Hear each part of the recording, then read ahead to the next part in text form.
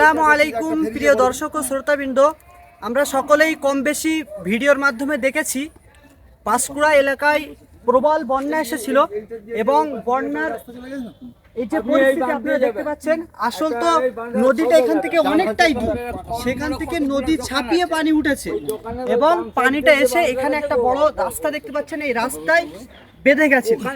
ব্যতিক্রম এই রাস্তা ভেঙে পুরো এখান থেকে অনেকটা এরিয়া নিয়ে ভেঙে গিয়েছে এবং আপনারা এই ঘরটা দেখতে পেয়েছেন, ভিডিওর মাধ্যমে অনেকেই দেখেছেন এবং সেই ভিডিওটি ভাইরাল হয়েছে। এই যে সেই ঘর মারাত্মক অবস্থায় ঘরটি পড়ে আছে। এরকম ভাবে বহু মানুষের ক্ষতি হয়েছে। যারা ক্ষতিগ্রস্ত মানুষ ছিল তাদের আমাদের জমিয়াত উলামায়ে হিন্দের তরফ থেকে ত্রাণ বিতরণ করা হয়েছে আলহামদুলিল্লাহ।